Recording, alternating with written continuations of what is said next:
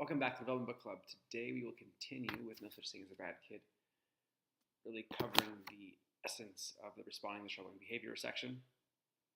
3 chapters today. Chapter 15, the essence of communication.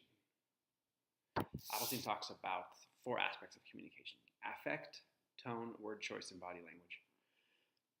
As far as our affect goes, as a kid's anger level rises, the adult's affect needs to go down, so it's sort of inverse proportions. In professionals, he says most respected in childcare settings are those who don't yell at the kids but stay calm in the face of emotional outbursts. Tone. Think of the message emotional tones send, he says. So a kid might be thinking while they're freaking out or struggling, they might be thinking, am I in trouble here? Am I safe? And what about a response like if a child care provider,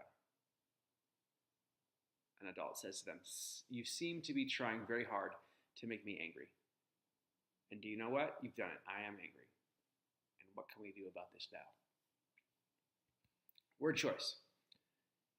Appleton talks about simple please and thank you, still very effective. Additionally, replacing you statements with we statements. So instead of we need to stop running in the hallway, how about we want to keep everyone safe, so I'm asking you to walk safely in the hallway.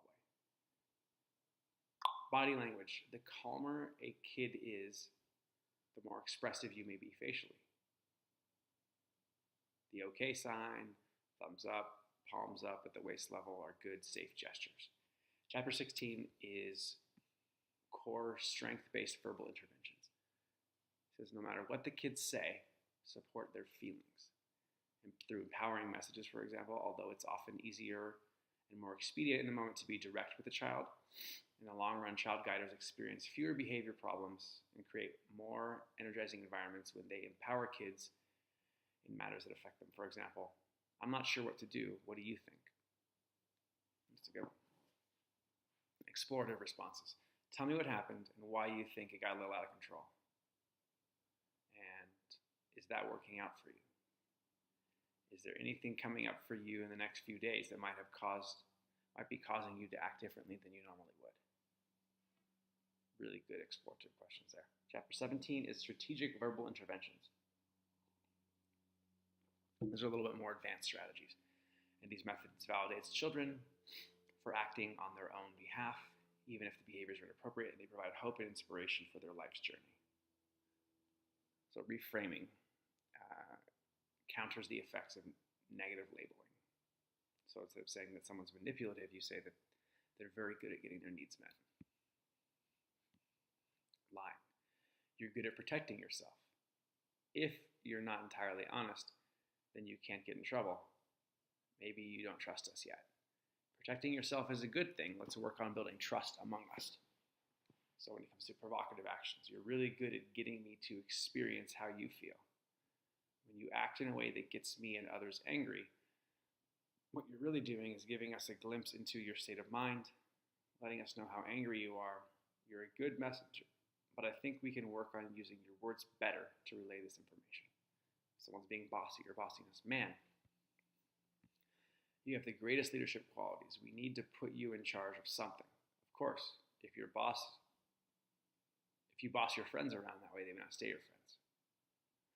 And he talks about a technique called the hydraulic squeeze. He says, okay, kids, if you want to swear, save it for me. Every Friday from noon to 1:30, you can say anything you want in this group, as long as you haven't done so outside the group that week. So this has been a very, very effective intervention when it comes to cussing. He does not recommend it, though, for things like aggressive, like punching or aggressive behaviors. Positive predicting is have kids make future business cards for themselves. What will it look like to have them promise to send you an actual business card to the agency when they start working? The millimeter acknowledgement for kids struggling to take accountability. And this can tie into what I was talking about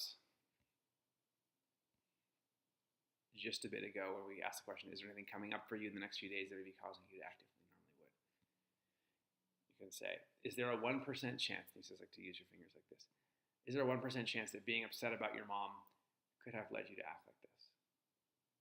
No. 0.5% chance? 1/4%, keep going. Shifting responsibility. interesting sort of slippery trick here. He says, when a kid is doing something, put them in charge of eradicating it without telling them you know it's them doing it. I hear that there are kids at the bus stop who that tease some of the others. Could you look into this and perhaps get them to stop? The kids look up to you. You're a sweet kid with many talents. I need your help. The exploitation of control, another intervention here, is effective with kids who are hopeless and are depressed. When a bad situation arises, ask how that situation allows for more control within the situation itself. And finally, solution-focused communication. We can talk about a historical explanation. If the kid has been in a situation before, elicit how they got through it from them. Same situation exploration. If they haven't been in a situation before, have them guess how many kids in the country are in that situation or were a year ago, and then how many of them from that year ago worked through it, perhaps with even less resources than the kid that you're working with has. Repeating with qualifiers, and the qualifier being yet. So a kid says, nobody likes me, everybody hates me here.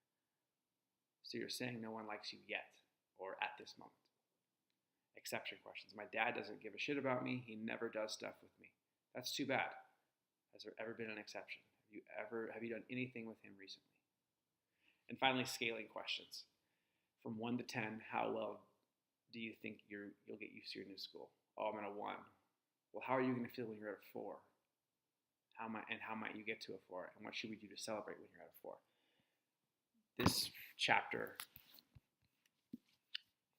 Strategic Remote Interventions, chapter 17, is full of so many great interventions. I only included my favorite ones here. We'll continue next time with relationship-based limit setting, and then finally we'll finish the book with the role of incentives. Thanks for watching.